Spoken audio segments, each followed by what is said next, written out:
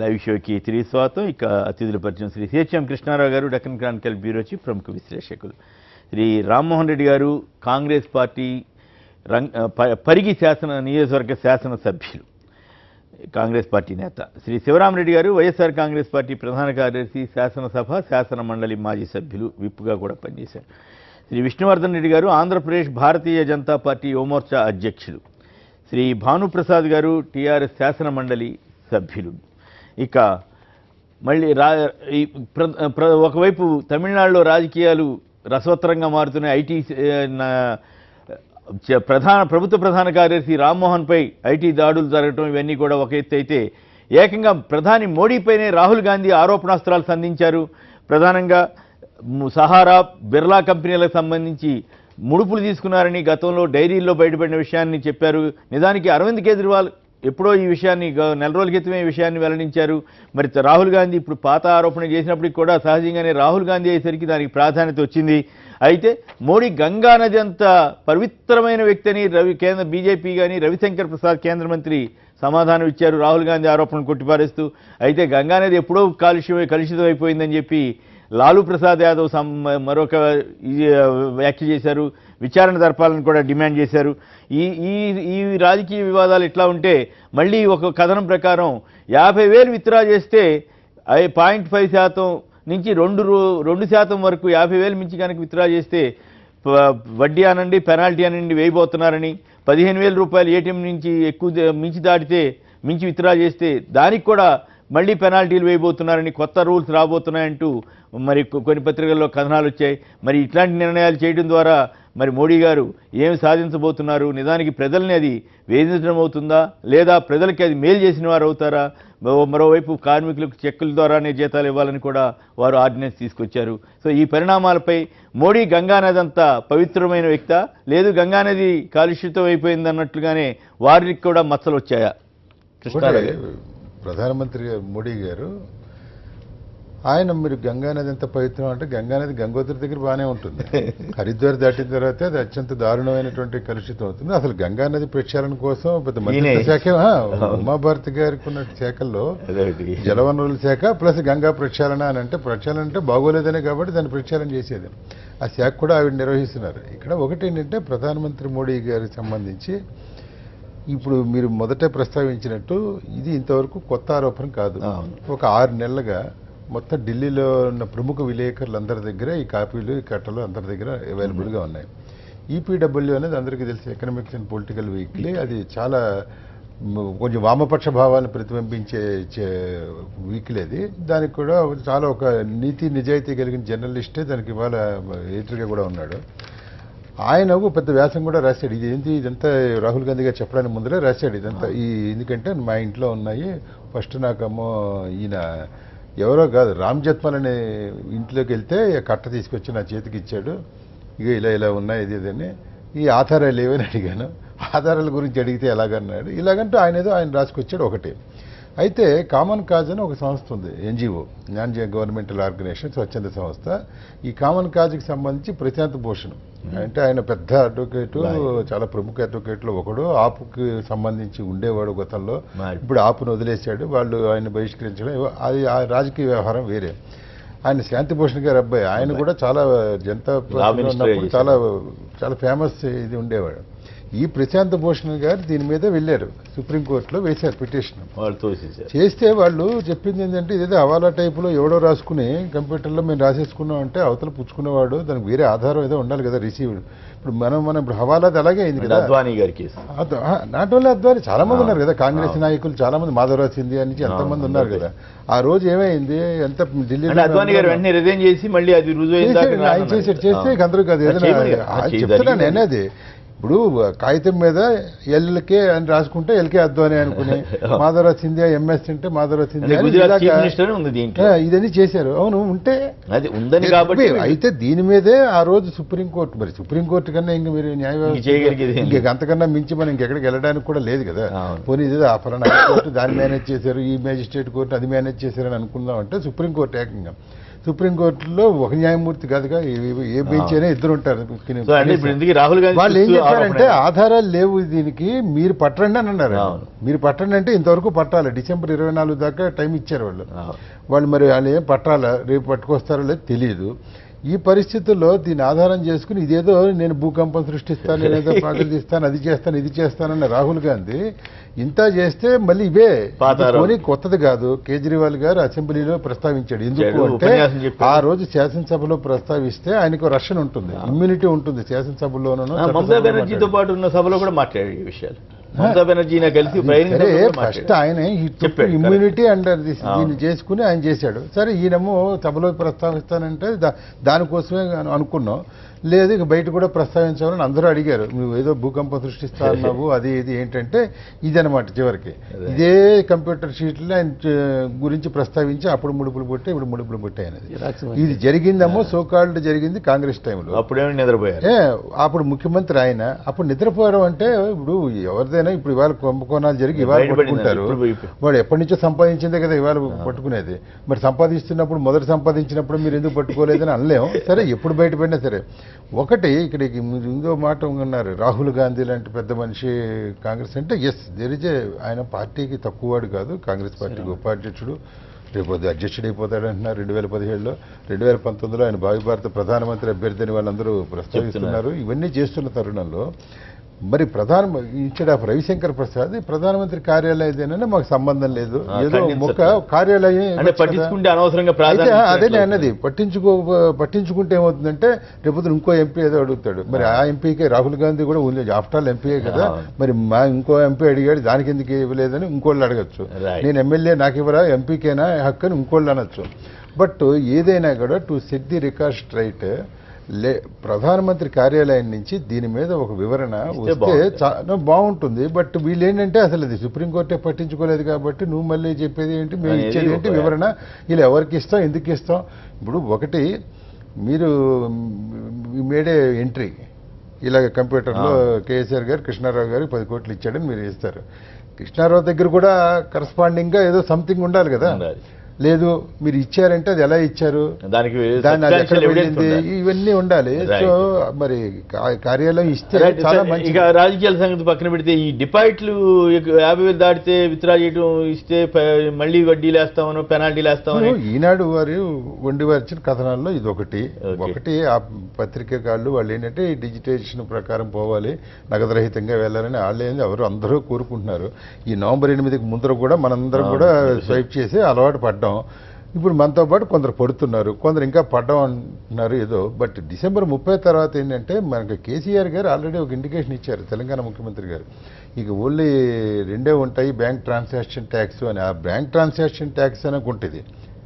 మన అయితే విత్డ్రా చేస్తే బ్యాంకు గురించి జనాన్ని వేధించడం అవుదా అనేది నా ప్రశ్న. వేధించడం అంటే ఇప్పుడు ప్రతిదీ ఇక మీకు ట్రాన్స్పరెన్సీలో ప్రతి చెల్లింపు మీకు పారదర్శకంగా మనం తీసుకుంటే వాళ్ళు జరిమానాలు ఇటువంటి గోల ఏంటి, ఈ దేశం ఎటుపోతుందని. అంటే మరి ఇన్కమ్ ట్యాక్స్ తగ్గిస్తే రేపు మరి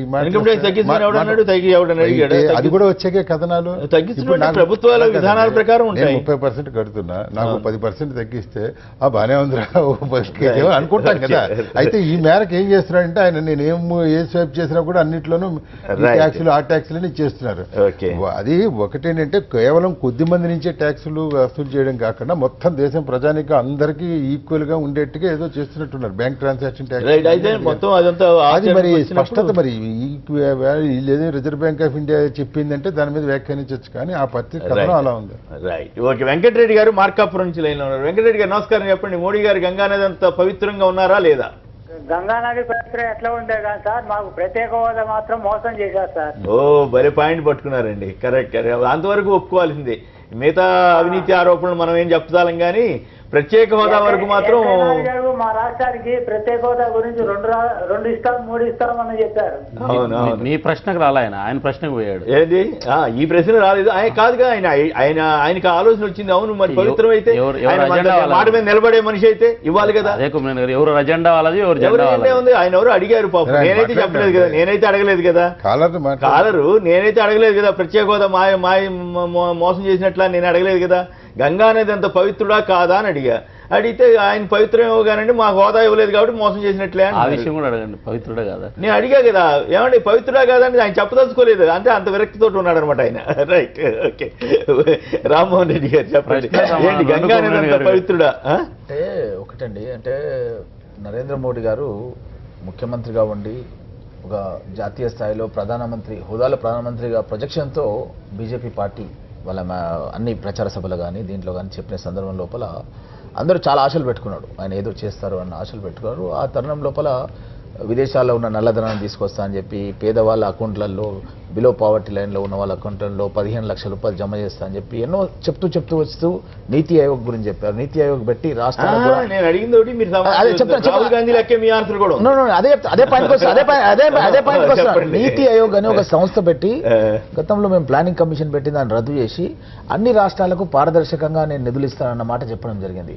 ఆ తర్వాత క్రమంలో బీహార్లో జరిగే ఎన్నికల్లో నితీష్ కుమార్ తన ప్రత్యర్థిగా భావించేవాడు ముందు నుంచి అక్కడ 1,25,000 కోట్ల రూపాయలతో బీహార్ అత్యంత వెనుకబడిన ప్రాంతం, దీన్ని నేను అభివృద్ధి చేస్తానన్నమాట చెప్పారు. అయితే ప్రజలంతా కూడా గమనిస్తున్నారు, అతను ఎన్నికలకు ముందు పేదవాళ్ళకు నల్లధనం ఇస్తా అన్నాడు, ఇవ్వలేదు, ఇప్పుడు ఇది చెప్తున్నాడు, ఇది కూడా ఇవ్వడు అన్న విశ్వాసం వాళ్ళలో కలిగి ఆయన అబద్ధ ప్రచారం ప్రధానమంత్రి హోదాలో చేసినా సరే అక్కడ ఉన్నటువంటి బీహార్ ప్రజలు బీజేపీని గెలిపేయకుండా నితీష్ కుమార్కే పట్టం పట్టింది. నిజంగా సచ్చిరుడైతే తను ఏం చేయాలంటే ఓడిపోయినా సరే 1,20,000 కోట్ల ప్యాకేజ్ ప్రకటించారు. ఎందుకంటే ప్రధానమంత్రి హోదాలో తను ప్రకటించినప్పుడు ఆ రాష్ట్ర ప్రజలు తనను విస్మరించినా సరే కూడా అభివృద్ధి చేసి ఉంచారు. కాబట్టి ఇది చేయలేదు కాబట్టి ఇతను అపవిత్రుడే. అట్లాగే ప్రత్యేక హోదా విషయంలో కూడా కూడా అంతే. ఇప్పుడు గతంలో పివి నరసింహారావు గారు సరళీకృత ఆర్థిక విధానాలు తీసుకొచ్చినప్పుడు అప్పుడు ఉన్నటువంటి బీజేపీ నాయకత్వం దాన్ని కొనసాగించారు. అప్పుడు వాజ్పేయి కావచ్చు, అందరూ కావచ్చు, కొనసాగించారు. కానీ మన రాహుల్ గాంధీ గారు తుస్సుమనిపించారే, దాంట్లో తుస్మనిపించడం లేదు, ఏం లేదు. మీరు చూస్తుంటారు, ఇంకా ముందు చూస్తుంటారు. గతంలో చేసిన ఆరోపణలు చేసిన వ్యక్తుల దగ్గర కీలక ఆధారాలు లేకుంటే అరవింద్ కేజ్రీవాల్ చేసిన ఆరోపణకు మించి ఇంకేమైనా కొత్తగా చేశాడు. ఆరోపణలకు తగిన ఆధారాలు కూడా పెట్టాలి. ఎక్కడైనా సరే వాళ్ళు ఆధారాలు పెట్టలేకపోయారు, మేము ఆధారాలు పెట్టబోతున్నాం అన్న విషయాన్ని మీకు తెలియజేస్తున్నాం. ఖచ్చితంగా ఆధారాలు పెట్టబోతున్నాం. సుప్రీంకోర్టులోనే చూడండి, ఇంకా ముందు చూడండి, వాళ్ళ స్థాయిలో వాళ్ళు పెట్టలేకపోయారు. ఇప్పుడు రాహుల్ గాంధీ గారి స్థాయిలో తప్పకుండా పూర్తి ఆధారాలు మోడీ గారిని తను ఏం చేశారు తప్పకుండా చూడండి. ఇప్పుడు మీరు చూస్తుంటే ఇందిరాగాంధీ దగ్గర నుంచి చూస్తుంటే ఇప్పటి వరకు కూడా త్యాగాల కుటుంబం కాంగ్రెస్ పార్టీ అంటే త్యాగాల కుటుంబం అంటే ఒక కుటుంబ నేపథ్యం కూడా చూస్తారు. నరేంద్ర మోడీ గారు తండ్రి ఎవరంటే ఎవరు చెప్పరండి, నరేంద్ర మోడీ వాళ్ళ ఫాదర్ ఎవరు, నరేంద్ర మోడీ వాళ్ళ మదర్ ఏమైనా త్యాగం చేసిందా, ఫాదర్ చేసినా ఎవరైనా అడగండి, ఎవరైనా ఎక్కడ చెప్తారా? కాంగ్రెస్ పార్టీ గురించి అడగండి. కాంగ్రెస్ రాహుల్ గాంధీ దేశానికి ఎట్టి పరిస్థితుల్లో జరగదు. చూడండి అయితే మరి ఇప్పుడు బ్యాంకు డిపాజిట్లు విత్డ్రా చేసుకుంటే మళ్ళీ పెనాల్టీలు వేస్తారంట ఈ మోడీ గారి సర్కార్ వారు, మీరేమంటారు? అదే మనం చూస్తున్నాం కదా, మేక్ ఇన్ ఇండియా అన్నారు, ఏవేవో చెప్పినారు గతంలో. అసలు ఏది కూడా 1 కోటి ఉద్యోగాలు ఇస్తామని చెప్పారు. అసలు 1 కోటి ఉద్యోగాలు ఎక్కడ కనుచూపు మేరలో కూడా కనిపించడం లేదు. పివి నరసింహారావు ఎక్కడున్నా కానీ ఆయన గుర్తు చేసుకోవాలి. నిజంగా ఆయన సరళీకృత ఆర్థిక విధానాలు తీసుకురాకపోతే దేశంలో ఈరోజు నిరుద్యోగ యువత అల్లకల్లోలమయ్యే పరిస్థితి ఉండేది. నేను అడిగింది ఒకటి, మీరు సమాధానం చేస్తుంది. రాహుల్ గాంధీ ట్రైనింగ్ తీసుకోమండి. అదే నేను అడిగింది డైరెక్ట్ గా ఈ ట్యాక్స్ వసూలు చేయడం కరెక్టా? చాలా పెద్ద ఎత్తున చర్చ జరుగుతుంది. ఏంటంటే మోడీ గారు ఈ క్రెడిట్ కార్డ్ కంపెనీస్ అయితే ఉన్నాయో ఈ క్రెడిట్ కార్డ్ కంపెనీస్ తో అవగాహన కుదుర్చుకొని ఈ మొత్తం కూడా ప్రజలపైన రుద్దుతున్నాడు అన్న మాట అదే చర్చ జరుగుతుంది. అసలు 15 లక్షల కోట్లు అంటే 15 లక్షలు దాటే పరిస్థితికి వచ్చేస్తుంది. అంటే ఎక్కడికి పోతున్నాం మనము? అంటే ఇస్లామాబాద్ లో ప్రింట్ చేసిన నోట్లు పంపించి మన బ్యాంకులలో డిపాజిట్ చేస్తున్నారా, లేకపోతే ఎక్కడికి పోతున్నాం మనం? అసలు చెప్పింది ఏంది, జరుగుతున్నది ఏంది? కనీసం నేను ఏమంటున్నా అంటే ఇప్పుడు విదేశాలలో నా పరిగి కాన్స్టిట్యున్సీ లోపల మైత్రి అని ఒక మన వాట్ యు కాల్ పవన విద్యుత్ అంటాం మనం, దాన్ని విండ్ పవర్ అంటాం. విండ్ పవర్ వాళ్ళు ఒక 600 crores ఇన్వెస్ట్ చేశారు. ఎట్లా ఇన్వెస్ట్ చేసినా నేను కనుక్కుంటే 2% ఇంట్రెస్ట్ కి యూకే నుంచి ఫండ్స్ వస్తున్నాయి మన.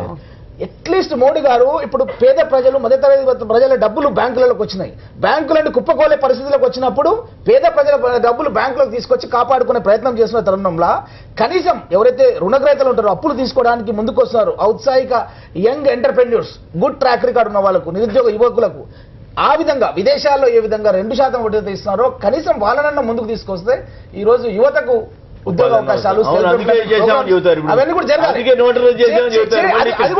అది కూడా చేయడం లేదు అంటున్నారు. కనీసం ఆ భరోసా రేపు చేస్తారు. రేపు 30 తారీఖు నుంచి అసలు అదే పనిలో ఎన్ని ఉన్నాడు. కష్టాలు పడుతున్న ప్రజానికాన్ని కనీసం ఒక మెసేజ్ ఇవ్వాలా. మేము విదేశాల్లో ఏ విధంగా అయితే 2% వడ్డీకి రుణాలు ఇస్తారో మేము కూడా ఆ విధంగా ఇవ్వబోతున్నాం అన్నదని లైన్ లో నిలబడి మీ సలహా ఇచ్చారు. లైన్ లో నిలబడి చనిపోతున్నారు జనాలు. కనీసం వాళ్ళ నిన్న గురించి కూడా ఒక మాట ఒకళ్ళు కూడా చనిపోయారు. మాట్లాడతలేదు. నిన్న కూడా ఒకళ్ళు చనిపోయారటండి. రైట్, వెంకటరమణ గారు హైదరాబాద్ నుంచి. వెంకటరమణ గారు నమస్కారం అండి. ఛత్తీస్గఢ్ నుంచి నమస్కారం. చెప్పండి, అక్కడ మీ అనుభవాలు ఎట్లా ఉన్నాయి?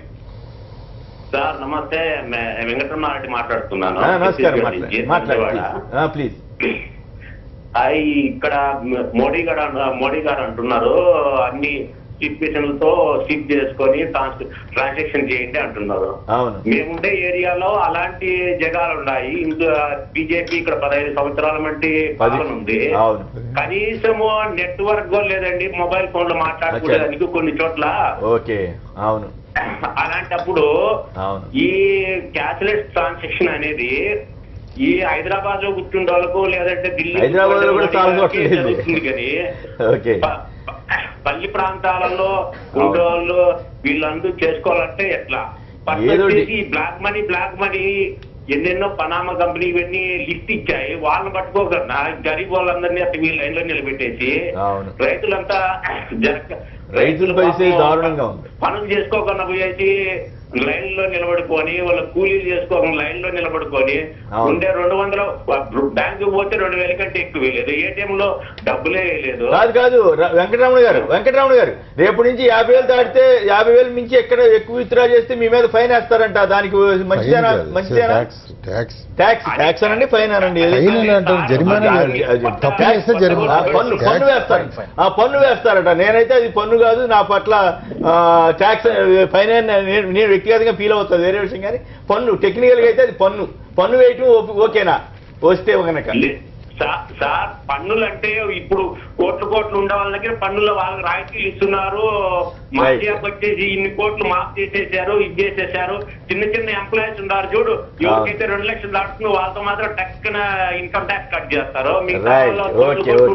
ధన్యవాదాలు. శివరామ్ గారు చెప్పండి, మీరేమంటారు? ఏంటి ఈ మోడీ గారు గంగా అంత పవిత్రుడా కాదా?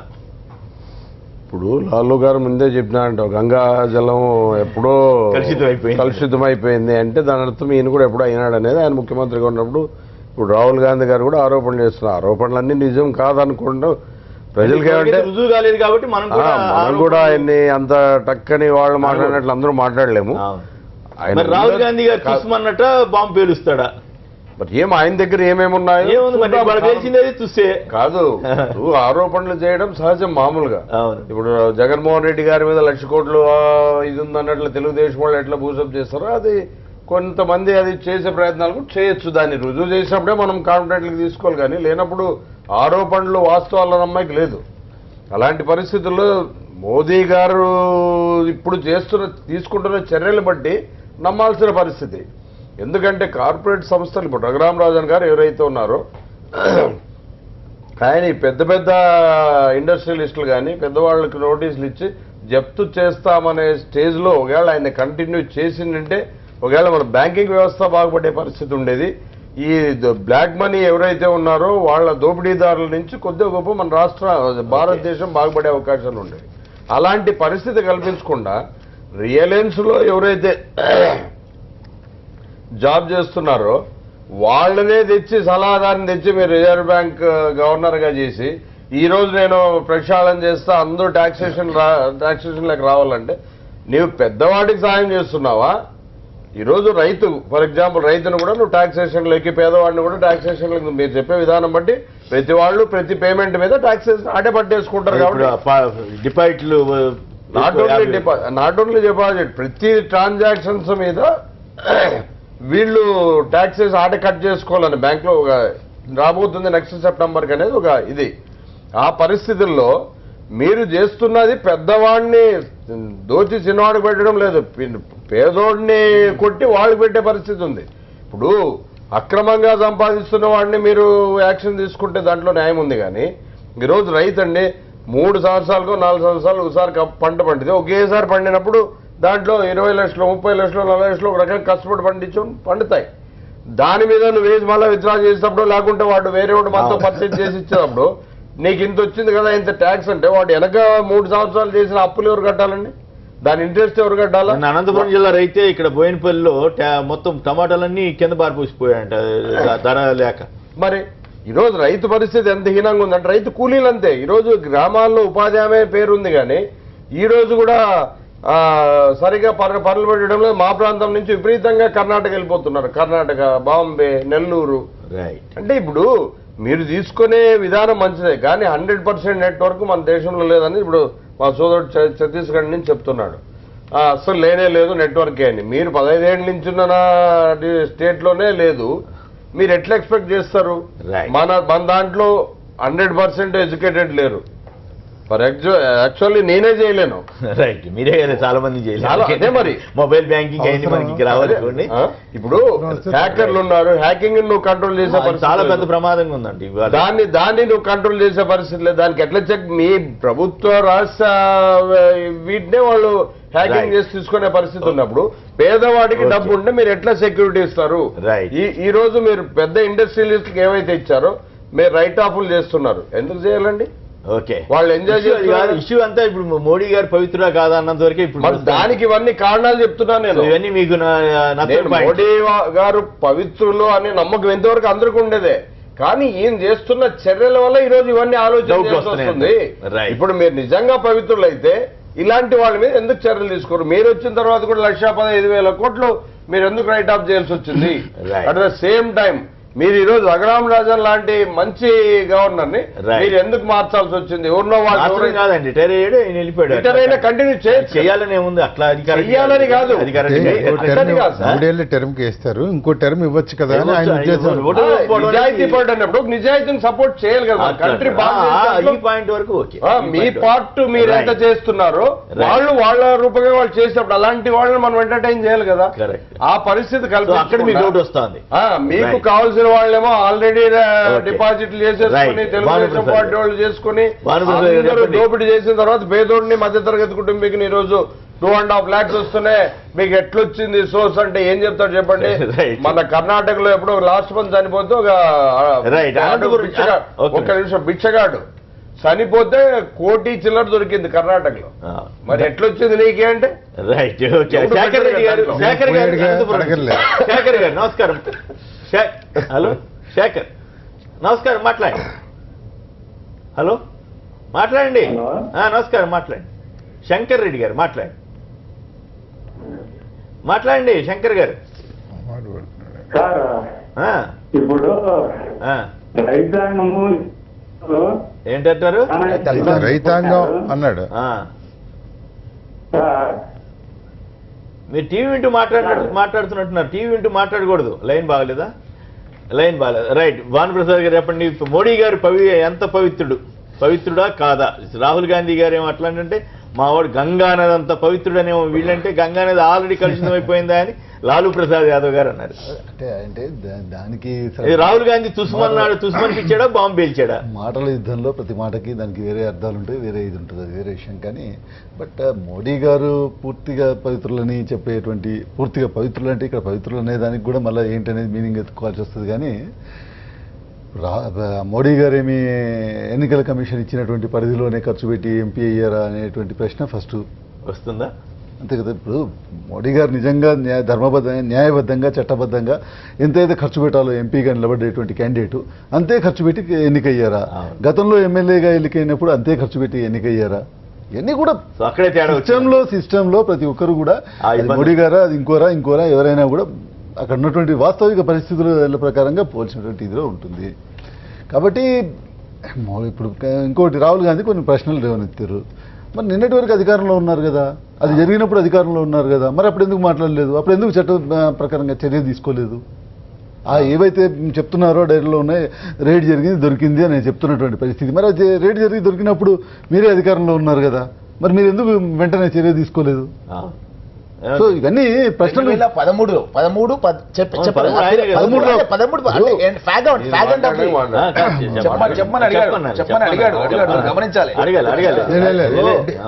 2014 నవంబర్ 12న జరిపింది. తప్పు 2013 ఫిబ్రవరి 2013 ఫిబ్రవరి నుంచి డిసెంబర్ దాకా చెప్పేదేనండి సార్. ఇటీవల చేసిన దాంట్లో వీళ్ళు 2014 నవంబర్ 12వ తేదీన దొరికినట్టుగా ఉంది. అది సుప్రీంకోర్టు చేసిన దాంట్లో అయితే ఒకటి వాళ్ళు 2013-12 అయ్యి ఉండొచ్చు. బిర్లాకు సంబంధించినటువంటి 2012లో 25 కోట్లు, దాంట్లో 12 కోట్ల రూపాయలు ఇచ్చినాము.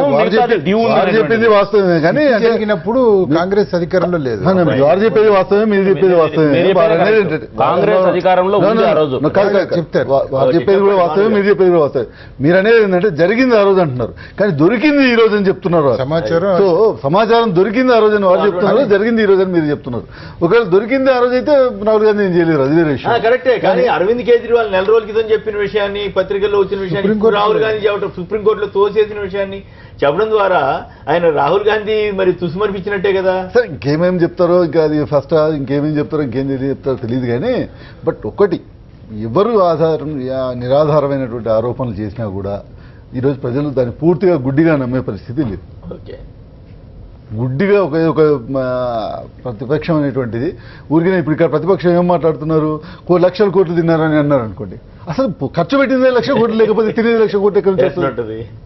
ఖర్చు పెట్టింది 1,00,000 కోట్లు ఉంటే 40 కోట్లు 50 కోట్ల లోపే ఉంది మోడీ గారి కేసులో. నేను అనేది ఎవరైనా సరే ఒక నిజంగానే ఒక 10% ఎరవ్ అయితే 1,00,000 కోట్లు ఖర్చు పెట్టి ఉంటే దాంట్లో ఒక 10,000 కోట్లు తిన్నారు అని అంటే ప్రజలు కూడా కొంత అయి ఉంటుందేమో అనేది ఫస్ట్ ఆఫ్ ఆల్ ఒక అనుమానం రావడానికి ఛాన్స్ ఉంటుంది. ఆడ ఖర్చు అయింది 80,000 కోట్లు ఖర్చు అయితే 1,00,000 కోట్లు తిన్నారు అని అంటే అయిపోయింది కదా, అక్కడికే ప్రజల్లో అసలు అనుమానం ఉండడానికి అవకాశమే లేదు కదా. అంటే ప్రతిపక్షాల పాత్ర ఏ విధంగా ఉందనంటే అది రాష్ట్రంలో కావచ్చు, కేంద్రంలో కావచ్చు, ఇక్కడ కూడా తెలంగాణలో కూడా ఎక్కడైనా కానివ్వండి ప్రతిపక్షాలు ఎంత బాధ్యతారాహిత్యంగా మారినాయి అనేటువంటి దానికి అదొక ఎగ్జాంపుల్గా మారుతున్నది. ముఖ్యంగా ఏంటంటే కేవలం ఒక ఆరోపణకి ఏమాత్రం కూడా దాంట్లో అసలు కాంటెంట్ ఉండదు, దాంట్లో నిజమైనటువంటి గతంలో చాలా సందర్భాలు చూసాను, 20 ఏళ్ళు చూస్తున్నాయి. ఒక ఆరోపణ చేయాలంటే ఎంత సబ్స్టాన్షియల్ ఎవిడెన్సెస్తో వచ్చేవాళ్ళంటే నిజంగా అది ప్రూవ్ అవుతా లేదా తర్వాత విషయం. ఓకే, అది ప్రూవ్ కాకపోవచ్చు కానీ బట్ సబ్స్టాన్షియల్ ఎవిడెన్సెస్ ఇదిగో ఈ ఫలానా పనిలో ఫలానా విధంగా జరిగింది, దీంట్లో ఇంత ఖర్చు అయింది, ఇందులో ఇంత అయింది, ఈ విధంగా ఉండేటువంటి. ఓకే, ఇది మరి డిపాజిట్లు ఇతర పెంచితే కనుక 50,000 దాటితే పన్ను వసూలు చేయాలని ఒక ఆలోచన జరుగుతోంది అంటున్నారు. మీరు సమర్థిస్తారా? నేను అనుకోవటం ఏదైతుందో అంటే గతంలో కూడా అంటే ఇప్పుడు ట్రాన్సాక్షన్ ట్యాక్స్ అనేటువంటిది వస్తుంది అనేటువంటిది గత కొంతకాలంగా ఉన్నటువంటిది. మరి మీరు చెప్పేది ట్రాన్సాక్షన్ ట్యాక్సా లేకపోయినట్టు పేపర్లో అంటే నేను అనేది 2 విధాలుగా ఉన్నాయి. 50,000 క్యాష్ లో ఇంప్లిమెంటేషన్ ఇంతకు ముందే ఉంది, 20,000కే ఉంది, సర్చార్జ్ ఉంది, ఇంతకు ముందు 20,000కే ఉంది. బ్యాంకులో ఆల్రెడీ బ్యాంకుల్లో ఇంప్లిమెంట్ అవుతున్నది. గత 5 సంవత్సరాలుగా ఇంప్లిమెంట్ అవుతుంది. ఆర్థిక శాఖ మంత్రి అంటే అదే చెప్తున్నారు, మీకు తెలియకుండానే మీ బ్యాంక్ లో కట్ అయిపోతుంది. ఎవరీ ఇయర్ ఇంత ట్రాన్సాక్షన్ ఛార్జెస్ అని వచ్చేస్తారు. సో 20,000 ఉంది ఇప్పటి వరకు. 20,000 రూపీస్ కంటే ఎక్కువ ఎవరు కూడా క్యాష్ డ్రా చేయడానికి లేదు అనేటువంటి చట్టం ఆల్రెడీ ఉంది, ఎగ్జిస్టింగ్ ఉంది. సో మరి అంటే దాంట్లో 2-3 ఇవి ఉన్నాయి. కొన్ని చిదంబరం గారు ఉన్నప్పుడు తీసుకొచ్చారు, అవి ఎంతవరకు ఇంప్లిమెంట్ చేస్తున్నారు. నాకు పెట్రోల్ బంక్ రోజున డబ్బులు డిపాజిట్ చేస్తా, ఇంకా ఎవరికైనా డౌట్ వస్తే రమ్మని కొన్ని లక్షలు డ్రా చేయడం జరిగినాయి కదా, నాకు ఎప్పుడు అట్లా అనుభవం నాకు పడ్డది. సేవింగ్స్ అకౌంట్ లో కూడా నాకు నేను 3 లక్షల రూపాయలు డ్రా చేస్తే 1,200 రూపాయల చిల్లర పడ్డది. Any bank, SBI also, MLA గారు SBI also, state bank of India also.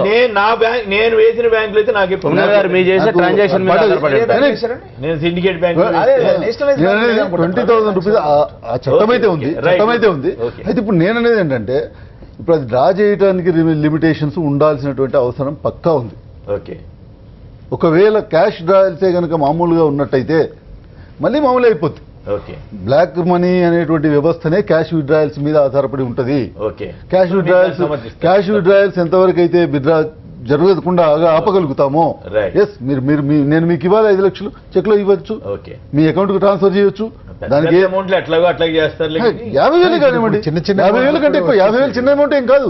ఒక మామూలు సాధారణమైనటువంటి ఒక సంవత్సరానికి 10 లక్షల రూపాయలు సంపాదించేటువంటి వ్యక్తికి కూడా 50,000 కంటే ఎక్కువ అవసరం పడదు. Right, okay. దానికి వదలండి మీరు. మీరు ఏ విధంగా పడితే చెప్పండి. నేను అనేది ₹1,00,000 నెలకు వస్తుంటే, నెలకు వచ్చే శాలరీ ₹1,00,000 ఉంటే దాంట్లో నుంచి 50,000 కంటే ఎట్ ఏ టైం డ్రా చేయాల్సినటువంటి అవసరం ఎందుకు వస్తుంది? రైట్. శంకర్ రెడ్డి గారు కడప నుంచి మీరేమంటారు? గంగానదంత పవిత్రుడా కాదా మోడీ గారు? సార్ నమస్కారం సార్. నమస్కారం. మాట్లాడండి ప్లీజ్. సార్ మాట్లాడండి. వాళ్ళు పవిత్రులో కాదో తెలియదు కానీ వాళ్ళు విమర్శలు చేసుకుంటుంటారు, గవర్నమెంట్ లో ఉన్న వాళ్ళు కానీ అపోజిషన్ లో ఉన్న వాళ్ళు కానీ మాకు ఇక్కడ ఏమంటే రైతుల పరిస్థితి ఎంత అధ్వానంగా ఉందంటే అంత అధ్వానంగా ఉంది సార్. చెప్పండి. ఈ రోజు కన్నా కూడా రేపు భవిష్యత్తులో జనవరి దాటితే రైతుల పరిస్థితి ఎట్లుంటారంటే ఇంకా దారుణంగా అంటారు సార్. ఎందుకంటే ప్రతి రైతుకు పంట వస్తుంది. పంట వస్తే ఎవరికి అమ్మాలో తెలియదు. అమ్మితే వాడు చెక్ ఇస్తాడు, చెక్ ఇస్తే డబ్బు బ్యాంకులో ఉంటుందో లేదో తెలియదు. లేదా వాడు 40 దగ్గర కొని ఐపీ పెడితే ఈ రైతు పరిస్థితి కాబట్టి చాలా దారుణంగా అంటారు సార్. ఇంకా రాబోయే పరిస్థితులు దారుణంగా ఉంటాయి. కొంత క్యాష్లెస్ కాకుండా నగదు రూపంలోనే లావాదేవీలు జరిగేటట్లు ఉండాలని మేము కోరుకుంటున్నాం. రైట్, మీ పాయింట్ బాగుంది. కానీ ప్రభుత్వం వారు వాళ్ళంతా చాలా చంద్రబాబు నాయుడు గారు అక్కడ ఉన్నారు కదా ముఖ్యమంత్రి. కడప అంటే కడప చంద్రబాబు నాయుడు గారు ముఖ్యమంత్రి ఆ రాష్ట్రంలో. ఆయన ఇప్పుడు అధ్యక్షుడికి ఏదో చేస్తున్నారు. ఏం చేస్తాడు ఆయన? ఓ రోజు మేము కోరుకున్నది కాదంటే నేనే కోరుకున్నానంటాడు. ఇక అది ఎవరు చెప్పాలా? అసలు ఈ 40 ఏళ్లలో ఇప్పుడు చూడలేదు ఇంత సంక్షోభం అంటున్నాడు ఆయన. మరి దానికి ఏం చెబుతాం? విష్ణు గారు చెప్పండి, ఏంటి పవిత్రుడా కాదా? రాహుల్ గాంధీ నిజంగా చూసి అనిపించినట్టే అనిపిస్తా ఉందా? ఇప్పుడు కొమ్మినేని గారు, ఈ నవంబర్ 8 ప్రకటన వచ్చిన తర్వాత జర్నలిస్ట్ కాలనీలో మీ ఇంటి సమీపంలో 155 కోట్లు కేఎస్ఆర్ అనేటువంటి అకౌంట్లో డబ్బులు కట్టారు. మీకు ఎక్కడి నుంచి వచ్చాయి 155 కోట్లు? మీకు ఎక్కడి నుంచి వచ్చాయి 155 కోట్లు? మీరు ఏం వ్యాపారం చేస్తారు? నా అకౌంట్ నా పేరు ఏం చెబుతారు? నా పేరు చెప్పు పర్లేదు.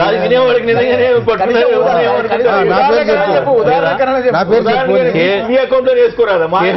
కేఎస్ఆర్ అకౌంట్ లో లేదా? రాజకీయ నాయకులు కేఎస్ఆర్ అకౌంట్ లో 155 కోట్లు కట్టలేదా? ఎవరు?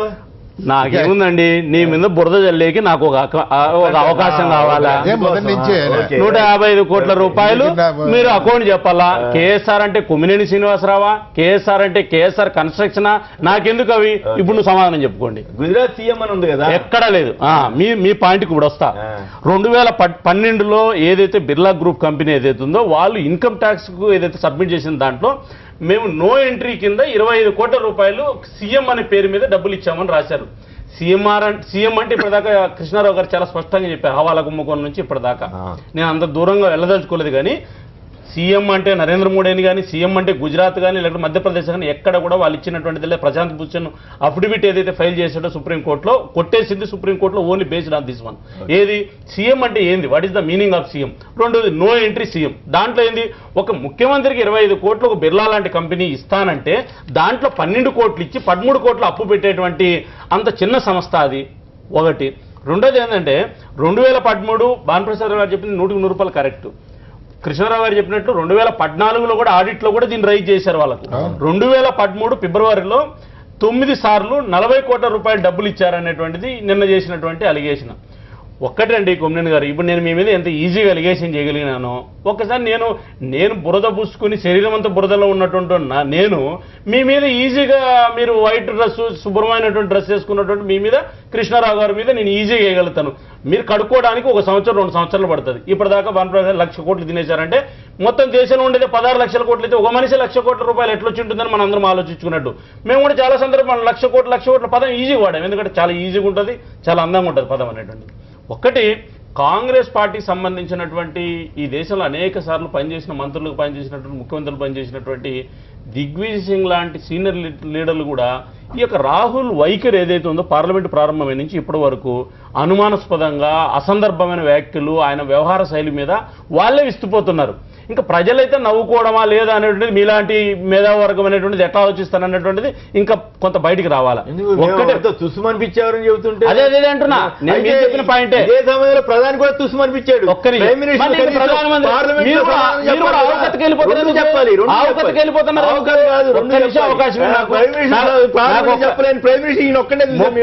నిమిషాలు నేను ఇట్లే కూర్చున్నా. Okay, okay. కాదు, రెండు అయితే చెప్పాలి కదా అన్నాను. సమస్య అంతా ఎక్కడొచ్చిందంటే ఈ అగస్టా కుంభకోణానికి సంబంధించినటువంటి ఎవరైతే త్యాగి గారిని అరెస్ట్ చేశారో అప్పుడు ప్రారంభమైంది దీనికి సంబంధించి. అగస్టా హెలికాప్టర్ల కుంభకోణంలో ప్రత్యక్షంగా పరోక్షంగా ఎవరైతే ఆరోపణ చేస్తున్నటువంటి కాంగ్రెస్ పార్టీ రాహుల్ గాంధీ గారి కుటుంబ సభ్యుల మీద ప్రత్యక్ష పరోక్ష ఆరోపణలు ఉన్నాయి. ఇటలీ కోర్టులో స్వయాన సోనియా గాంధీ పేరు మీద ఒక జడ్జి దానికి సంబంధించిన బయట పెట్టారు. ఇప్పుడు ప్రాబ్లం ఏమైందంటే ఆయనకు భయం ప్రారంభమైంది. ఎందుకు? తన దాకా వస్తేనే ప్రారంభం అవుతుంది ఎవరికైనా కానీ. ఊరికే మాట్లాడడం అనేటువంటిది మీరు నా మీద ఆరోపణ చేయండి, అప్పుడు నేను ఇప్పుడు మీరు ఎట్లయితే ఎక్స్ప్లెనేషన్ ఇచ్చుకున్నారో అట్లా నేను ఇంకా ఎక్కువ చేస్తా. మీరైనా సైలెంట్ కూర్చున్నారు, ఎందుకంటే మీ దగ్గర డబ్బులు లేవు కాబట్టి, మీరు డిపాజిట్ చేయలేదు కాబట్టి. అయితే ఇక్కడ ఏంటంటే గంగానది పవిత్రం గురించి కంపారిజన్ చేశారు. నేను మా పార్టీకి సంబంధించిన రౌప్ సింగ్ గంగానదికి సంబంధించినటువంటి విషయం, గంగానది యొక్క పారేటువంటి విధానంలో కలుషితమైందేమో కానీ ఇప్పుడు కూడా గంగానది నీళ్లను మనం గ్లాసులో తెచ్చి మన ఇంట్లో పెట్టుకుంటే 2 సంవత్సరాల నీళ్ళు ఏం కావు. కారణం ఏంటంటే అది ఒక్కటే గంగానది పవిత్రత. కాబట్టి గంగానదికి సంబంధించినటువంటి నీళ్లు ఏం కావు ఇప్పుడు కూడా.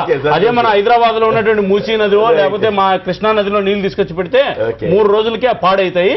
కాబట్టి గంగానది ఎప్పుడు పవిత్రంగానే ఉంటది. గంగానది ప్రక్షాళన ఎందుకు చేయాలనుకుంటున్నామంటే కొంతమంది గంగానదిలో కలిసేటువంటి వ్యక్తులు ఎవరైతే ఉన్నారో వాళ్ళ శుభ్రంగా పడేదాని కోసమే. అంటే నరేంద్ర మోడీ 100కి 100 గంగానది ప్రక్షాళన మనం మాట్లాడదు. అయితే కాంగ్రెస్ పార్టీ సంబంధించిన నేతలకు నేను కోరేది ఏంటంటే ఇప్పుడే ప్రజల్లో విశ్వాసం కోల్పోయారు. మొత్తం 60 సంవత్సరాల్లో అనేక సందర్భాల్లో ఇప్పటికి కూడా కోర్టుల చుట్టూ తిరుగుతున్నటువంటి వ్యక్తులు ఉన్నారు. అయితే ఒక ప్రధానమంత్రి మీద మీరు చేసేటువంటి ఆరోపణ, కేజ్రీవాల్ గారు ఒక పదం చెప్పాడు. ఏం చెప్పాడంటే భూకంపం వచ్చేస్తుందని చెప్పాడు. ఎవరు? రాహుల్ గాంధీ. కాదు, భూకంపం వచ్చేస్తుంది, నేను పార్లమెంట్ లో మాట్లాడితే నాకు అందుకే రానివ్వట్లేదు, భూకంపం అని అడ్డుకుంటున్నారని చెప్పారు. అయితే రాహుల్ గాంధీ గారు భూకంపం వస్తుందని చెప్పిన తర్వాత కేజ్రీవాల్ గారు ఒక ప్రకటన అన్నారు, బాబు లోపల ఏందో చెప్పేది ఏందో నువ్వు బయట చెప్పు, మేము కూడా అందరం తెలుసుకుంటామంటే ఈయనకు 20 రోజులు పడింది తెలుసుకుని చెప్పేదానికి. ఏందన్నా చెప్పాడు కొత్త విషయం అంటే గతంలో ఎవరైతే మీరు 10 సంవత్సరాల అధికారంలో ఉన్నప్పుడు ఏమీ చేయలేక చేతులు కట్టుకున్నటువంటి వ్యక్తులు ఎవరైతే ఉన్నారో అవే ఆరోపణలు మళ్ళా చేశారు. కాబట్టి కాంగ్రెస్ పార్టీ ఇప్పుడైనా సరే, మొన్న ప్రధానమంత్రి దగ్గరికి మొత్తం కాంగ్రెస్ పార్టీ సంబంధించిన నేతలు, ఇతర పార్టీలకు సంబంధించిన నేతలు, ఇలా నమ్ముకొని తిరిగిన కమ్యూనిస్టులు అందరూ కలిసి రాష్ట్రపతి దగ్గరికి పోతే పార్లమెంట్ లో సమస్యలు నోటు సమస్యలు ఈయన మాత్రం మోడీ దగ్గర పోయి అపాయింట్మెంట్ తీసుకుని అటెన్షన్ సార్ అని నిలబడ్డాడు. మరి అప్పుడే కాంగ్రెస్ పార్టీ సంబంధించిన నేతలందరూ కూడా విమర్శించారు. కాబట్టి వాళ్ళ నాయకుడు ఎవరైతే కాంగ్రెస్ పార్టీ నాయకుడు ఎవరైతే ఉన్నారో ఆయనకు మోడీకి పోటీ అనుకుంటున్నారు. కాబట్టి మోడీకి పోటీ అని చెప్పుకునేటువంటి సందర్భంలో వ్యవహార శైలిలో లేదా మాట్లాడే వ్యాఖ్యల్లో, ఒక ప్రధానమంత్రి మీద చెప్పేటువంటి వ్యాఖ్యల్లో విశ్వసనీయత కోల్పోతే కామెడీ ఆర్టిస్టులుగా తయారవుతారు. సర్చార్జీల గురించి మాట్లాడారు మీరు, సర్చార్జీల గురించి సర్చార్జీ మీరు దయచేసి పన్ను అనే పదం వాడద్దు. మా దగ్గర డబ్బులు కొట్టేదానికి ఇప్పుడు ఏ రాయి అంటే ఇప్పుడు నేను మీ మీద వేసినట్టు రాయి, అది రాయట్ అవుతుంది. పన్ను మా జేబులో గారు ఇప్పుడు నిన్న ఒక కథనం ఆధారంగానే మాట్లాడుతున్నారు, ఇంకా ప్రభుత్వ నిర్ణయం కాదని. కథనం ఆధారంగా సంతోషం, మీరు కథనం ఆధారంగా మీరు మాట్లాడుతున్న దాంట్లో ఏంటంటే ప్రభుత్వం ఇచ్చినటువంటిది ఏంటంటే 0.2%. 0.2% అంటే 2 నుంచి 5, 0.5 కాదు, 0 అనే పదం ఉంది. అదే మనం 0 పాయింట్ వేరండి, 0 దానికి వాల్యూ ఉండదు. 0.5 0.5 నుంచి 2%. సరే మీరు 0.5 అనండి, 0.5 అనండి, మీ భాషలోనే మాట్లాడండి. నా భాషలో 0.5 ప్రజలకు అర్థమయ్యే దాంట్లో ఎట్లా ఉంటాయంటే పదాల అర్థము.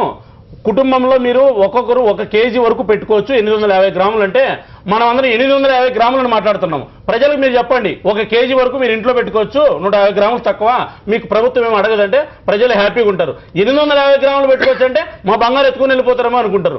1 కేజీ సాధారణమైనటువంటి వ్యక్తులు ఇంట్లో పెట్టుకోవచ్చు అనేటువంటి ప్రభుత్వం చెప్పింది. మనం అది ఒకరు మాట్లాడడం లేదు, గ్రాముల్లో మాట్లాడడం. కాబట్టి ఒక పదం వాడేటప్పుడు మనం ఎన్నైనా మాట్లాడచ్చు. 0.5%, 0.2%. కొమ్మినేని గారు ప్రభుత్వం చెప్పిన లెక్క ప్రకారము 30 రోజులకు 15 లక్షల రూపాయలు నువ్వు డ్రా చేసుకో, ₹1 నీ మీద పన్ను లేదు. 15 లక్షలు 50,000 రోజు అండి, 30 రోజులకు 15 లక్షలు అవుతుంది. ఏటీఎం ద్వారా 15,000 రూపాయలు, 4.5 లక్షలు అవుతుంది. 15 లక్షలు 4.5 లక్ష, 30 రోజుల్లో 19,50,000 రూపాయలు డ్రా చేసుకోవచ్చండి. మీ మీద ఎవరి మీద కూడా పన్ను లేదు. మరి మనం ఏం మాట్లాడుతున్నాం ఇప్పుడు? మీ మీద పన్ను వేస్తారంట, మీ మీద ట్యాక్స్ వేస్తారంటే మాట్లాడుతున్నాం. పేదోళ్ళు 19 లక్షల రూపాయలు 1 నెలకు డ్రా చేసుకునేటువంటి ఆర్థిక పరిస్థితి ఈ దేశంలో ఉందా? కాబట్టి పేదోళ్ళ దగ్గర నిజంగా 1 నెలకు మీరు చెప్పిన 20 లక్షలు అంటే రోజుకు 50,000, ఏటీఎంలో 15,000, 2000 ఇచ్చా కానీ మీరు అట్లా మాట్లాడుతున్నారు. ఇక్కడ జరగబోతున్న దాని గురించి మాట్లాడండి. అబద్ధం చెప్తామంటే కొమ్మినేని గారు ప్రభుత్వం చెప్పినటువంటిది ఏంది? ప్రభుత్వం చెప్పినటువంటిది ఏంది? మీరు ఆగండి, నచ్చరా అంటాను ఒక్క నిమిషం. ప్రభుత్వం చెప్పింది ఇది. ఒకవేళ బ్యాంకులో డబ్బులు వస్తాయి, ఈ రోజుకు 5,90,000 కోట్లు ప్రజల దగ్గర మంచిదే, సంతోషం. ఒక్కటి కాబట్టి మనం దయచేసి అదిగో పులి అంటే ఇదిగో మేక, ఇదిగో మేక అంటే అదిగో పులిని ప్రజలు భయభ్రాంతులు చేయొద్దండి. మరి ఇది ట్యాక్స్ చేస్తారంటే ఎక్కడ వేస్తున్నారు ట్యాక్స్? ఏ ఆధారంతో మనం ట్యాక్స్ చేస్తున్నారు? తర్వాత 126 మార్పులు ఎట్లా చేశారు? 5,000 మించి భారత రాజ్యాంగాన్ని 125 సార్లు మార్చుకున్న మన అవసరం భారత రాజ్యాంగం ఈ దేశంలో చట్టాలను మార్పు చేసుకోరా? చెప్పారండి డిసెంబర్ 30 వరకు నగదు విత్డ్రాల మీద మేం కాదు, కాంగ్రెస్ పార్టీ అధికారంలో ఉన్నప్పుడే, ఈ రోజు మాట్లాడుతున్న చిదంబరం గారు ఆర్థిక శాఖ మంత్రి ఉన్నప్పుడే ఈ సెస్ విధానాన్ని తీసుకొచ్చారు. డిపాజిట్ సంబంధించిన విషయం కాంగ్రెస్ తిట్టండి, దేశాన్ని మంచి చేస్తుంది.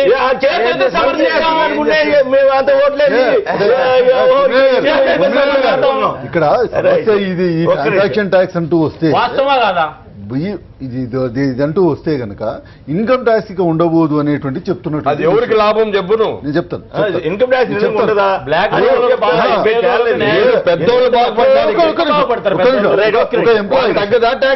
ఒక ఎంప్లాయీ ఒక్క నిమిషం. మరి రంగారెడ్డి గారు ఒక్క నిమిషం, వారు కూడా లైన్ లో ఉన్నారు. రాధాకృష్ణ గారు కాకినాడ నుంచి. రాధాకృష్ణ గారు నమస్కారం, మాట్లాడండి. నమస్కారం, మాట్లాడండి. మోడీ గారు ఎంత పవిత్రంగా ఉన్నారు. Income tax. హలో రాధాకృష్ణ గారు మాట్లాడండి. అదే సార్, మోడీ గారు పవిత్రుడు అనడానికే భగవంతుడు కాదు కదా సార్ ఆయన. భగవంతుడు కాదా? లేదు, అయినా కూడా మనుషులు కూడా పవిత్రంగా ఉండొచ్చుగా. గంగానది పవిత్రమైంది సార్, గంగానదితో పోల్చకూడదు సార్, అది పూజించుకున్న నది. ఓకే, బీజేపీ వారు పోల్చారు, మరి మనం ఏం చేద్దాం? సంబంధించినది. ఆయన పవిత్రుడు అనడానికి ఎవరికి హక్కులేదు సార్. ఓకే, రావాలి పవిత్రుడు అని. ఓకే, ప్రజల్లో రావాలంటారా? ఓకే, అయితే గంగానది పవిత్రమని బీజేపీ వాళ్ళు అన్నారు కాబట్టి చర్చ అయింది. అలాగా ప్రజల్లో రావాలి సార్. ఓకే, ఆయన ఒక్కడో తెర మీదకి వచ్చి మొత్తం పవిత్రుడు అంటే అది ఎలాగో పంపుతారు sir. Okay okay, right, thank you. శాసనమండలి సభ్యులు రంగారెడ్డి గారు లైన్లో ఉన్నారు, కాంగ్రెస్. నమస్కారం అండి. మిత్రులు ఇప్పటి వరకు నేను డిబేట్ చూశాను. ఓకే, మాట్లాడండి. మనం ఒక ఉదాహరణకంగా చెప్తున్నాను. భానుప్రసాద్ గారు ఎవిడెన్సెస్ ఉండి మాట్లాడాలి అని చాలా సైంటిఫిక్ గా వారి ఇంజనీరింగ్ బ్యాక్గ్రౌండ్ చెప్పారు. ఒక్క ఉదాహరణ చెప్తా. నిన్న అసెంబ్లీలో ఒక టెండర్ వేశారు, ఒక ఎనీ టెండర్. అయితే ఒక 10 పైసలతోని, ఒక 1 రూపీతో తేడాతోని 1000 కోట్ల టెండర్లు 0.1, 0.2, 0.3, 0.4 అంతకన్నా ఎవిడెన్స్ ఏముంటదండి? ఏదైనా అస్ట్రాలజీయా? కరెక్ట్ స్పష్టత లేదు మీ దాంట్లో. తేడా ఇస్తేందుకు రంగారెడ్డి గారు గోల్మాల్ ఉన్నది అన్నది వాస్తవం అని అన్నాడు అనుకో. అంటే ఏదైనా దానికి ఒక సైంటిఫిక్ రీజన్ ఉండాలి అన్నారు. కాదు రంగారెడ్డి గారు, స్పష్టత లేదు. ఏ ఆరోపణ మీరు చేస్తున్నది? ఆయన చెప్పేది కాంట్రాక్ట్ లో లెక్క చేస్తాడు కదా, L1 L2 అని. L1 L2 మధ్యలో డిఫరెన్స్ 0.1 0.2 ఉన్నా కూడా, 0.1 0.2 ఉన్నా కూడా మీరు నిర్ణయిస్తున్నారంటే దాని రూల్స్ అది. రెండోది నన్ను చెప్పనియండి, ఎక్కడుంటే అక్కడ మాట్లాడటం మంచిదే, మంచి పద్ధతి అది. కానీ ఇవాళ మిత్రులు చెప్తున్నారు మోడీ గారు కరప్షన్ రానంత వరకు మాట్లాడుతున్నారు. కరప్షన్ అలిగేషన్స్ ఎట్లా వస్తాయంటే, దేశానికి ప్రాణాలు నొట్టించి స్వాతంత్రాలు తెచ్చిన మీద కూడా వచ్చినాయి. ఇది అంత పెద్ద మహానాయకుడు ఏం కాదు. ఒక 2 ఏళ్లకు 3 ఏళ్లకు 5 ఏళ్లకు ఒక ప్రధానమంత్రి అయ్యిండు ఈ దేశంలో. ఇప్పుడు ఒక ఉదాహరణ చెప్తా. ఈ దేశం స్వాతంత్రం వచ్చినప్పుడు 2000 మెగావాట్లు మన కరెంట్. ఎన్ని రోజులు చెప్తారన్నా మా తాతల నేతలు తాగిరు మా మూత్రవాసం చూడండి అని? ఎన్ని రోజులు చెప్తారు? వాళ్ళకు ఉండేది అది. మా తాతల నేతలు తాగిరు మా మూత్రవాసం. అవినీతి పరులు మీరు నీతిగా ఒక సామాన్యుడు ప్రధానమంత్రి కావడం మీరు నీతిగా ఉండొద్దండి. ఈ దేశంలో సామాన్యుడు ప్రధానమంత్రి కావడం మీకు ఇష్టం లేదా? కాంగ్రెస్ ఎన్ని రోజులు బతుకుతారు ఇంకా? ఓకే. ఈ మోచేతిలో నీళ్ళు తాగి బతికేటువంటి నాయకులు మీలాంటి నాయకులు okay right. Okay, thank you. అది వేరే చర్చలేండి, అట్లా వ్యక్తిగతంగా వెళ్ళాల్సిన అవసరం లేదు.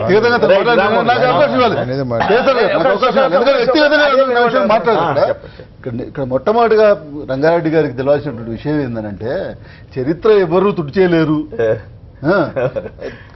ఏ స్వాతంత్రోద్యమాన్ని ఈ దేశానికి స్వాతంత్రం తెచ్చిన ఈ కాంగ్రెసా, భ్రష్టు పట్టిన ఈ కాంగ్రెసా, లేకపోతే ఏ కాంగ్రెసు వాళ్ళకి వారసులం మేము, మా తాతగారు లాంటి వాళ్ళు ఈ ఉద్యమంలో ఆ ఉద్యమంలో పాల్గొని వచ్చినటువంటి కుటుంబాలు పదం మీరు కూడా వాడకూడదు. పార్టీని భ్రష్టు పట్టింది అంటలేదు, పార్టీని భ్రష్టు పట్టింది అంటలేదు,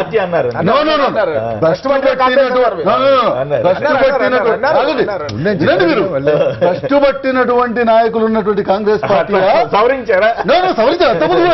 కాల్ రికార్డు చేయండి, మీరు తీయండి. అంటే మీరు కూడా ఫస్ట్ పట్టిన వల్ల నేనేం చెప్తున్నా అంటే నేను మొదలే అడిగిన మోడీ గారిని కూడా అడిగిన ఫస్ట్ ఆయన ఏమి వ్యవస్థలో 25 లక్షలతో పొడి చేసి వచ్చిండా, లేకపోతే ఆయనకున్నటువంటి ఇంట్లోనే పొడి చేసి వచ్చిండా అని నేను అడిగిన.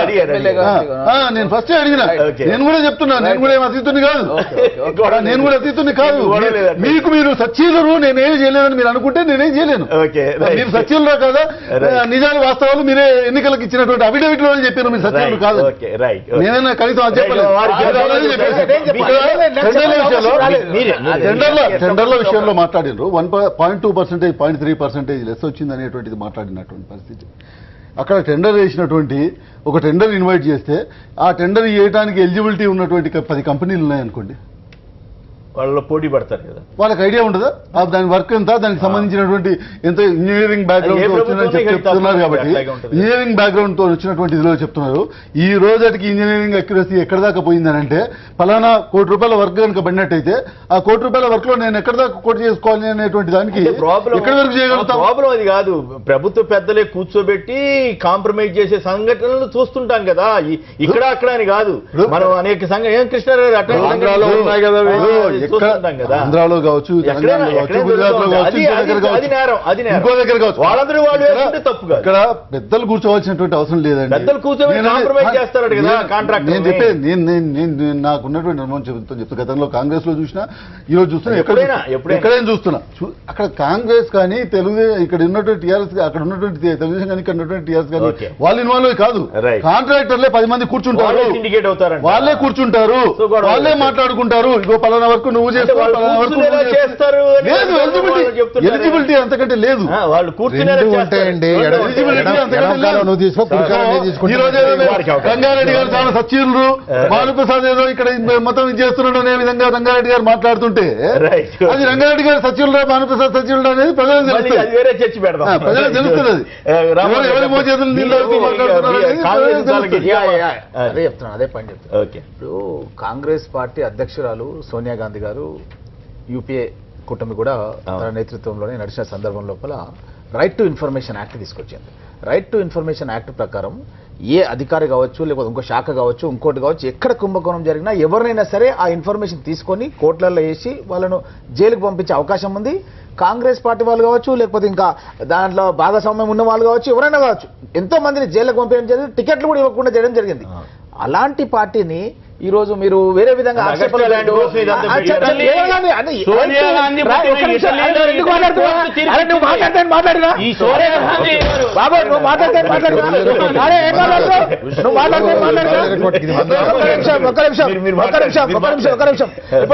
ఇప్పుడు ఒక్క విషయం మనం గమనించాలి.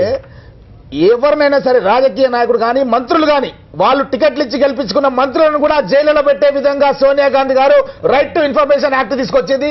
ఈ చరిత్రలో స్వర్ణాక్షరాలతో లిఖించదగ్గ అంశం. అర్థమైంది కదా? అలాంటిది మీరు ఈరోజు త్యాగల కుటుంబం, అక్కడ సోనియా గాంధీ గారి భర్త తమిళ ఉగ్రవాద హత్య గావించబడ్డాడు, ఇందిరాగాంధీ గారిని సిక్కు ఉగ్రవాద హత్య. అంటే రాజకీయాలలో ప్రజల గురించి పనిచేసే వ్యక్తులు వాళ్ళ జీవితాన్ని పణంగా పెట్టి ఈ రోజు రాజకీయాలు చేస్తున్న సందర్భం లోపల రైతుల ప్రయోజనాలు కాపాడడానికి రాహుల్ గాంధీ గారు, రైతులకు ఇష్టం లేకున్నా సరే కేంద్ర ప్రభుత్వం బీజేపీ ప్రభుత్వం రైతులకు ఇష్టం లేకున్నా సరే భూముల్ని లాగేసుకునే ప్రయత్నం చేస్తున్న సందర్భం లోపల రాహుల్ గాంధీ గారు పార్లమెంట్ లో ఆ బిల్లు రైతుల ప్రయోజనాలకు అడ్డుగా ఉందని చెప్పి మాట్లాడి కొంతమంది సభ్యులున్నా సరే ఆపగలిగిందంటే కేవలం రాహుల్ గాంధీ రైతు ఆత్మహత్య లాగారని చెప్పి తెలంగాణ లోపల ఆదిలాబాద్ జిల్లాకు వచ్చి నిర్మల్ లోపల ఒక 17 కిలోమీటర్ల పాదయాత్ర చేసి పేద ప్రజల ఇల్లు తట్టి వాళ్ళను ఓదార్పు యాత్ర చేసిన వాడు కేవలం రాహుల్ గాంధీ. ఎక్కడైనా సరే ప్రధాని మోడీ కానీ ఎవరైనా సరే ఈ యొక్క రైతు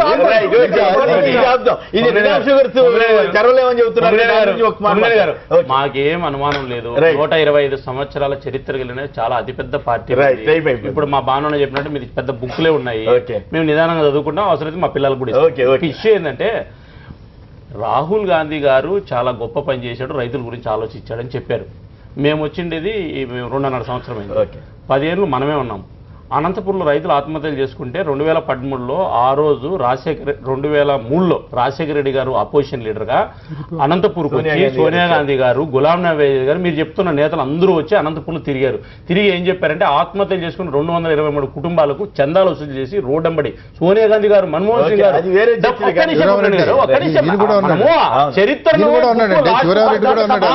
శివరామరెడ్డి అన్న డిసిసి అధ్యక్షుడు, ఈయన గౌరవ మా జిల్లా అధ్యక్షుడు, ఆ వసూలు చేసి డబ్బులు ఇచ్చారు. ఇచ్చిన తర్వాత కొంచెం మంచిగా చెడ్డ ఒకవేళ ఏదైనా రైతుల గురించి ఆలోచించింటే అప్పుడు ఉన్నటువంటి ముఖ్యమంత్రి గారు ఏదైనా చేసిండొచ్చు. కానీ నేను ఒకటే అడుగుతున్నా మా సోదరుని, వీరు శాసనసభ్యులు 10 ఏళ్ళు మీరు అధికారంలో ఉండి మళ్ళా తర్వాత మొన్న వచ్చాడు సారు, చిన్న సారు రాహుల్ గాంధీ గారు. ప్రజలు ఏమడిగారంటే బహిరంగ సభ పెట్టింటే, బాబు మనమే కదా 10 ఏళ్ళు ఉండింది, మన అమ్మ వచ్చింది 2013లో, అయ్యో వచ్చాడు, మరి మీరు ఇప్పుడు వచ్చి మళ్ళీ మమ్మల్ని ఎందుకు మోసం చేస్తున్నారని ప్రజలు అడిగారు. 2014లో రాహుల్ గాంధీ ప్రజలు వాకిలు వేసుకున్నారు, ప్రజలు వాకిలు వేసుకుని నిరసన తెలియజేశారు రాహుల్ గాంధీకి, కాంగ్రెస్ పార్టీకి. దుర్మార్గమైనటువంటి మోసపూరితమైన రాజకీయ పార్టీ కాంగ్రెస్ పార్టీ. అది చాలా నీకమైన పార్టీ.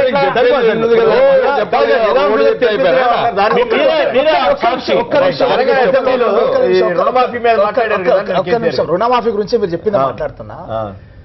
భారతదేశ చరిత్రలో ఎప్పుడు లేని విధంగా దేశవ్యాప్తంగా ఎల్టీ రుణాలు అంటే long term loans, short term loans, crop loans మాఫీ చేసిన ఘన చరిత్ర కాంగ్రెస్ పార్టీకే ఉంది. వేరే ఏ పార్టీ కూడా చేయలేదు.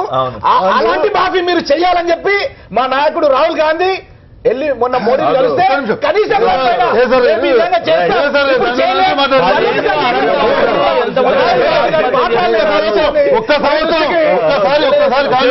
కాంగ్రెస్ పార్టీ చరిత్రలో 1 సంవత్సరం 4,000 కోట్లు మాఫీ చేసింది. కానీ ఈ రోజు టీఆర్ఎస్ పార్టీ వచ్చిన తర్వాత గత 4 సంవత్సరాలుగా ప్రతి సంవత్సరం 4,000 కోట్లు మాఫీ చేస్తున్నాం.